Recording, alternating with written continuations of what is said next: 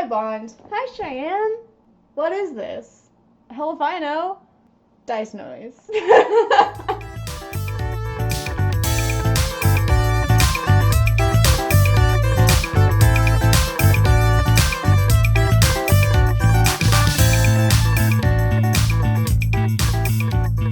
So what is this? It's sort of like a podcast. It's sort of like a podcast with like some added elements, some visual elements. So it's more of an experience. Definitely more of an experience, more of a transcendent journey. I'd say through the passage of time, the annals of history, with your two guides through the ether. Yeah, that's us. We're the ether guides. My name's Bond. My name's Cheyenne. And we're going to be taking you on a little trip through the past. Yeah, specifically of our D&D campaign. Yeah, exclusively through the past of the D&D campaign. Yeah, that's all you're going to be hearing about. Not going to hear a single thing about dinosaurs. Nope. Well, there might be dinosaurs in the game. There are dinos, but not in like a real life historic context. No real life history allowed. No real history. Only fantasy. Only fantasy here. No learning, just fun. So our campaign is about 4 years old. 4 years old. Started in 2016. Still ongoing. It started, and it still continues to all be on Skype. Yeah, it's all on Skype. At the very beginning, my lovely co-host. I was in Japan. The land of the rising sun. So I got to get up Sunday mornings. You also rose with the sun. Bright and early. Yeah. To join my fellow players in our little campaign. For us, it was Saturday night. It's still Saturday nights. Yeah, now I get to enjoy the nighttime play. Yeah. Now you don't have to wake up early to play a dumb game. It was always worth it. Aw. It's a lot of fun. But we are still doing it on Skype and Zoom now. Yeah. In the age of the Zoom call. We have all gotten together in the same room to play this game a total of 1 time in 4 years. Yeah, the 5 of us have met each other simultaneously once. It was for Thanksgiving a few months ago. Doesn't happen a whole lot. But it's always a joy when it does. It's always a joy. We love each other very much. Yes. We are 2/5 of the people who make up our little D&D group. Yes. There are 3 others. 3 others. One is Jacob, Kat, and Daniel, who is our DM. Yes, our benevolent DM. They're with us in the heat lands. Jacob is in the cold lands. It's true. But not close enough in the heat lands. Not close enough, unfortunately. Yeah, it's a many-hour trek. So we're here, and we're gonna tell y'all the story of Kismet. That's our party name. That's our party name, Kismet. So the world, first and foremost, is homebrewed. Yeah, there's a lot of homebrew. There's a lot of, Crossover, yeah. Inspiration from other media sources. So it's not wholly from the Wizards of the Coast items that have been produced. It's from our DM's own very special brain. It was forged so lovingly and carefully by his 2 hands. There's so much heart and love in this world. So don't at us. About anything that doesn't strive with your canon D&D, because we do not know. I mean, we might know, but we do not care. Just enjoy the story. Enjoy the story. Don't worry about the rules. The rules. Everything's made up. The rules don't matter. That's D&D, baby. So what is the world that we're in? Don't make me say this. Try to say it. Say the string of letters. Ulthur. Ulthur.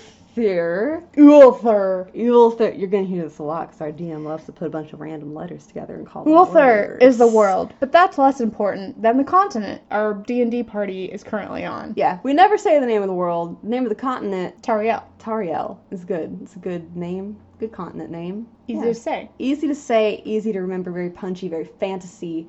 So, what happened on the continent, Tariel? There was a war once, like at least one. There was a big one with some demons. The demon war. And everybody else. And versus demons v not demons.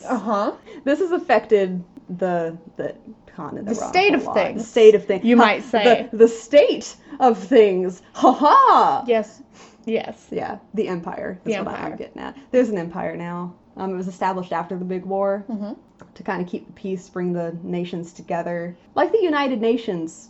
But Yeah, it's an but all empire. on one continent. All on one continent, but not the whole continent is engulfed in empire. Do you love how I just said that sentence? Sure. Yeah, there is a part of the continent that is blocked off with the Dread Scar down at the south. And beyond that, there be monsters, I guess? We don't really know at We this don't point. really know. And supposedly no one knows, but we know that's a lie. There's so... We just haven't gotten to it yet. Yeah. Fun fact, we've never touched the main storyline of the campaign. Our DM has crafted so many different lines in our little campaign, and we have yet to touch the big one.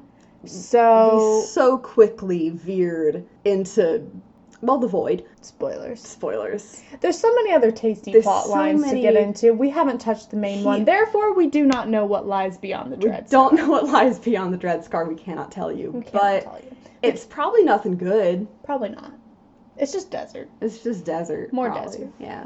So the world is made up, the capital of Yeah. the empire, The Citadel. the Citadel. That's in the middle of the continent, conveniently located. Yes. Yeah. And then there's, how many? Count them? 4 Pillar cities. pillar cities. What are they called? Pop quiz. Leowin, Falador, Karth, Morthal. Morthal. How many of these cities have we been to? 1. 1. Leowin. Leowin. Yeah. So. Yeah, to the east of the Citadel is the human capital of Elion, and also Vasselheim's over there. What's Vasselheim? Well, as I'm sure some of you are familiar with, Vasselheim is the one with all the gods. It's the god place. It's the religious one. It's the Vatican. Pretty much. It's the Vatican, basically. But many Vaticans. It's all of them, all smushed together in a cool place. We've never been there either. It's fine. It's fine. We'll get there eventually. Southeast Southeast. of the Citadel, in the desert, is Well, here's a bunch of very strong men. very strong, very buff. Very big, oiled up lads just grunting and flexing in the desert. In a place called Goldara. Yes. Possibly more important than who's in there. We've never been to Goldara either, but we've heard a lot about it. Heard a lot about it. Heard a lot about it. Met some people from there. Met some people from there. They're horrible. The southwest the of the southwest Citadel, of the a very Citadel. important place. This is an important place. You can't go there, and you also can't leave. It's called Elismera. It's where the elves live. It's where the elves live. You know Mirkwood? Like, think like that, but with a big force field around it. Yeah. And not cursed. It's not cursed. It's Just full of elves. It's just full of elves. Mainly that's what I was getting to. Yeah. Think like Mirkwood, but before the Mirk happened to the wood. West. So north of Elismera, west of the Citadel. Yes. There's more woods. More woods, but this time, jungly? Yeah, it's a jungle out there. It's Eridor. It's Eridor. And it's a jungle. Home of the Emerald Coast, which is fun to say because that's also where I'm from. It's got a beach, too. Yeah, It's jungle, then beach. jungle, then beach, lots of woods. And if you keep going up through those woods north, so northwest of the Citadel, you get to Arsenia, which, as the name suggests, is the magic place. The arcane The arcane is there. Is there. There's floating islands and everything. And you got your Hogwarts. You got your Hogwarts. It's called the Academy. But it's Hogwarts. But yeah, there are actually like houses and stuff. Yeah. It's Hogwarts. It's great. The Academy's cool. There's a lot of other stuff going on in Arsenia too. Lots of lore. Important people are there. People who have a big hand, like the council and Northeast. northeast. Yeah, so northeast of the Citadel is Farthendur, where Ironforge is. As you might guess, this is Dwarfland. This is Dwarf Town. This is Dwarftown, USA. It's great. It's real cool. It's a real cool, chill place. Everybody loves it. The dwarves are great. Yeah. Well, those are about the big cities. Those are the big cities. There's more cities. We go to a lot more small cities than... We're small town girls. We're small town girls living in a lonely world. Who are these small town girls? And a boy. They're important. They might be. They hopefully will become important. Hopefully they'll become important someday. They're a gang of go get 'em, big dreamin'. They certainly are Adventurers. big, dreamin', shonen protagonists with A lot of heart, lot of less heart. brain. Some of us have brains. A lot of heart, a lot of friendship, a Lot lot of thinking, a lot of planning. so much thinking and planning. We're excellent adventurers. We're actually experts, and we're extremely good at playing the game of Dungeons and Dragons. It's true. And we're the best adventurers ever. So, like, take notes, I guess, as you listen to this podcast. So, anyway, getting back on track. Upon this lovely continent that we've so carefully and accurately described for you, Yes. there's some people. There's some people. There's actually, like, a lot of them. But there's 4 important ones. They're not super important now, but man, they will be. Oh, for sure. Oh, Someday. For sure, one day. They want to be important. Some of them do. They have varying goals. We're talking, of course, about Kismet, about the party. We're talking about Kismet. Talking about Kismet, talking about our characters. The best dang adventuring party you've ever seen. Just the best. Oh, they got so much spirit and pizzazz. Trauma. Yep. Friendship. Yes. Boy, they got a lot of that. They got a good number of brain cells. Pretty good number, I'd say. Pretty good number, yeah. How did Kismet become Kismet? It's a really good question. How did Kismet become Kismet? One could say it was Kismet. On a brisk autumn morning. On a brisk autumn morning, indeed. Our adventurers would converge at an inn. Not an inn, it was a tavern. It was a tavern. A rusty tavern. A rusty tavern. It's called the Rusty Tavern. So, they started as 2 groups of 2. Yes. Traveling. Coming from the west, we have Correa and Chev. Chev was traveling with a group of other bards, fellow bards, musicians. When they were... What happened? They were attacked? There was an attack. There was an attack. Oh, no. In the woods. In the woods, you say? Yes. Makes sense because they were coming from the west. Uh-huh. If you remember, that's where all the woods are. That's where all the woods are. And who should jump out and help them except Correa? Correa crawls out of the woods and helps out this band of fumbling bards. Uh-huh. And they can't fight, so they hire her on as a bodyguard. Yeah. And that's how Chev and Correa met each other. Yep. Meanwhile, or probably realistically like a little bit after that, somewhere else on the road, also kind of like in the west, we're West Coast girls. A very nice, friendly cleric was traveling on her way, doing her good work. Curing people, Curing- helping things. The family business. The family business. She found a very miserable elf on the side of the road. And she was like, good God, What happened? what happened? And the elf was like, can you get me some food? And so that's Thala and Mela. Mela is the cleric. Thala's the miserable elf. No class. No class. Just miserable. Her class is sad. Oh boy. Nah, she's fine. She's not sad. She doesn't feel those feelings. Doesn't feel that you know of. But Anywho. Anyway, Speaking of character personalities, we're going to tell you a little bit more about these characters more in depth. who's the first one up to bat? I say we talk about this charming girl who crawled out of the woods to help this band of musicians. Yeah, who was that again? That'd be Correa. Correa. Correa Aluvri. Now you see, her name is spelled in a fun way. It is Aluvre. Yes. Don't worry about it. That's how I decided to pronounce it, and that's how it's pronounced. That's how it's pronounced. It's Elvish, so it's fine. As you might have guessed, this is my character. This is Cheyenne's character. Correa. Correa's great. She is a half-elf ranger. She is 4 feet and 11 inches tall, for now. She's also chaotic good. She's got big green puppy dog eyes. She has long dark brown hair in a braid over one shoulder. She also is wearing a leopard pelt, which I'm pretty sure she killed the leopard. Yep. But she is a ranger, and she's real good at what she does. She's usually smiling. She's a very cheerful and happy person. She has tan skin, and she has a scar on one eyebrow and a little notch in one of her ears. Personality-wise, to go with those puppy dog eyes is a puppy dog personality. Never met someone who isn't a potential friend. Remember that for later. Hmm. It will be important. Correa is friends with everyone. Friend of the common man, the friend of The uncommon man. the uncommon man. Maybe a little feral. Maybe a little feral. Maybe a little feral. Maybe has pockets full of jerky.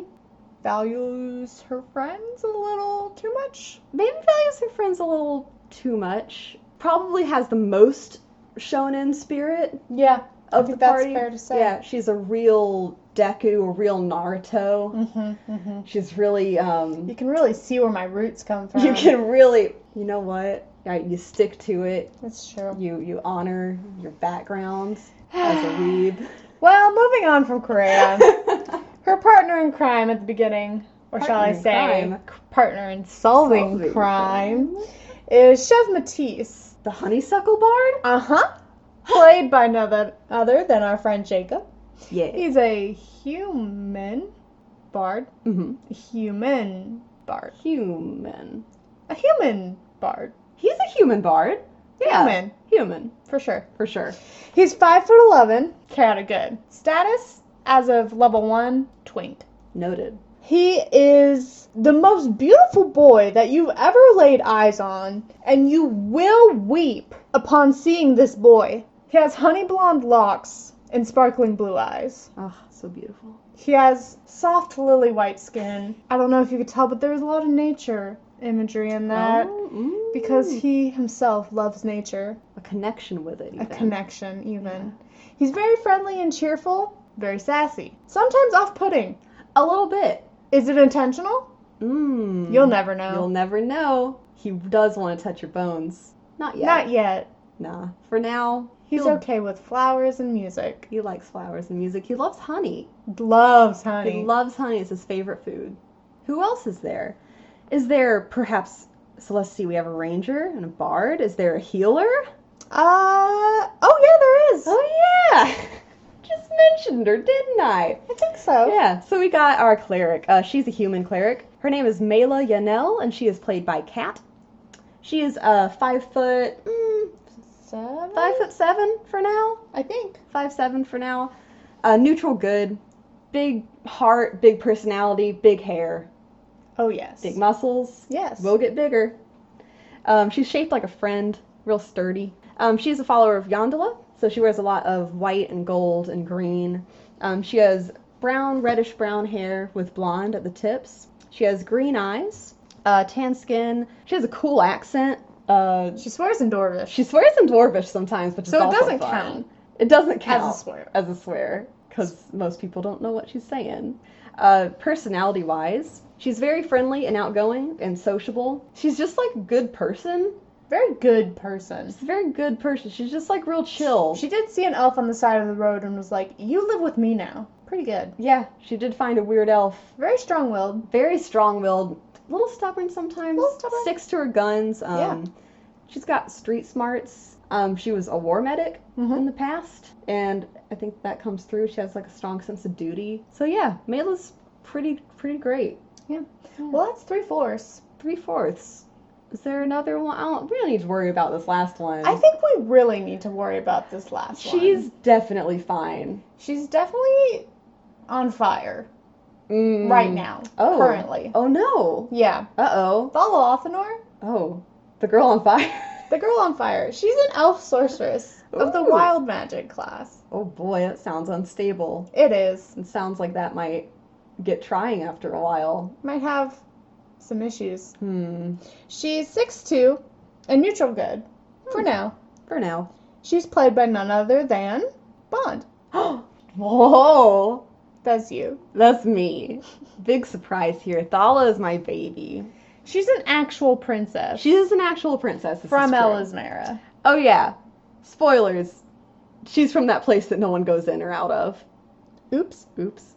She's extremely tall, extremely lanky, with green skin and long blonde hair. Very twiggy, no padding on these bones. Padding on these bones.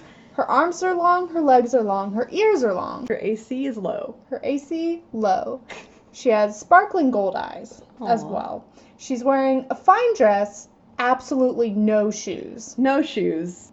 Bags just rife under her eyes. Eyes rife with bags. Mm-hmm.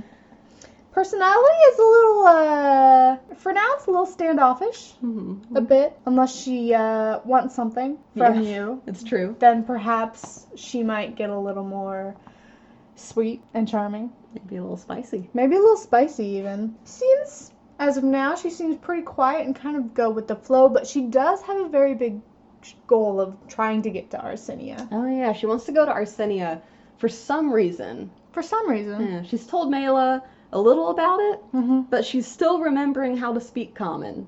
This is true. And Mela doesn't know all the details. Vala's not very forthcoming with them. And Shev and Kreia, oh boy. Oh boy. Oh boy, are Shev and Kreia just a little duo. Long for the ride. Long for the ride. So Mela and Vala were grabbing a bite to eat in the Rusty Tavern. Yep. And then Shev and Kreia walk in. Why? In the last town, there had been a murder There was a murder. in the caravan. And Shev and Kreia solved it.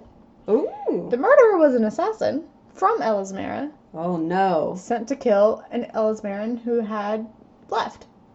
Uh-oh. And with them, they had some papers. Hmm. And on those papers were names, perhaps of Thalathanor. Maybe. These papers sound like something that could have been very important. Could have been. Could have been. We'll never know. We'll never know. Because as soon as Shev and Kreia delivered them to the aforementioned princess, what did she do?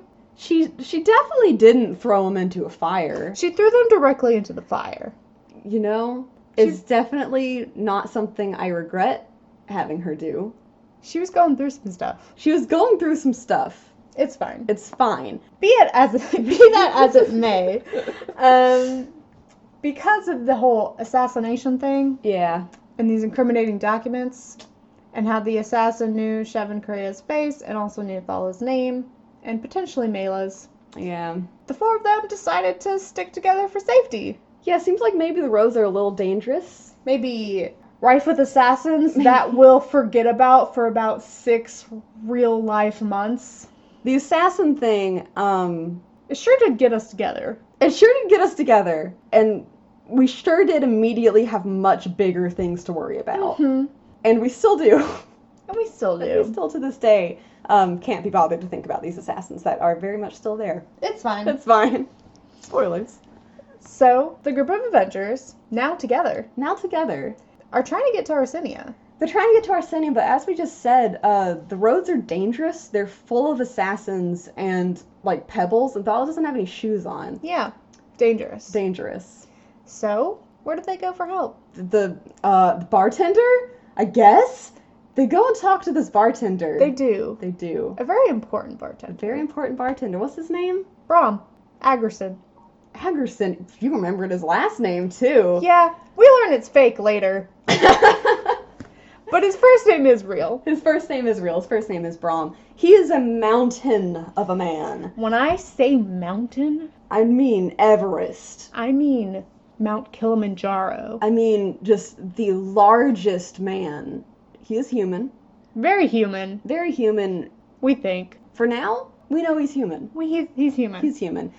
He's ginger, right? He's a ginger. Yeah. He's a big old boy. Big old arms. Big beard, Big smile. big heart. Big heart. He's great. He sees this fledgling group of adventurers asking for help, and where does he point us to? Well, the most obvious place, the Adventurers Guild. Oh man! Oh man! Amazing! Imagine if we had gone there more than twice. We went there at least once. 3 times. 3 times. Anyway, Anyway. Yeah, so Kismet, we get together. We head over to the Adventurers Guild to ask for chaperones, not chaperones, companions, bodyguards. bodyguards. We ask, hey, is anybody going to Arsenia that we can tag along with? And Pretty they're much. like, who are you guys? No, get out of our clubhouse. Yeah. So, And then we were like, wait, but please. but please. And the clerk The clerk. decided to take pity and was like, okay, listen. Listen. If you can do this one thing for us, You can do you this can one tiny be thing. Adventures Guild initiates. Yeah. And then you can travel with whoever you please. Mhm. So what was this one tiny thing that this clerk asked us to do? Kill some frogs. Yeah, just gotta go kill some frogs. So Kismet's like, yeah, sure. At least one of us had killed Something. things before. Mm-hmm. Correa. Mela, maybe. Maybe. I think she had like a flail at this point or something. Mm-hmm. Looked like she could maybe kill something. Yeah. Thala? Chev? But they're only frogs, so like, it'll be fine. It'll be fine. They're not frogs, they're bullywogs. We just keep saying frogs. It's fine. Kismet sets out They set out on their first quest. on their first adventure. Their first adventure. What follows next will be a 4-year campaign. Which covers 5 months of in-game time. 5 months. 5 months. Technically a year. But only 5 months have been experienced by the characters for reasons we'll get into later. A lot happens. A lot happens. A lot There's happens. what are some morsels we could throw them? Some morsels. The Void. The Void. Allegran. Allegran. Wyverns. Wyverns. Rats. Ratsurrection is a word that was used by the DM. There's some trolls. Oh, there are trolls. Dragons. Dragon cults. Dragon cultists. Witches. Hags. Hags. Legendary heroes forgotten by almost everyone. Almost everyone. Conspiracies. Many conspiracies. Conspiracies. Things swept under the rug. Elder gods. Oh, so many of those. Yeah. Normal gods? Yeah, lots of those too. Yeah. Yeah. All this and more awaits you in the future. On what is this show? Oh, hey, is that an important thing for us to have said? Maybe. What is this show? It's D&D from memory. D&D from memory.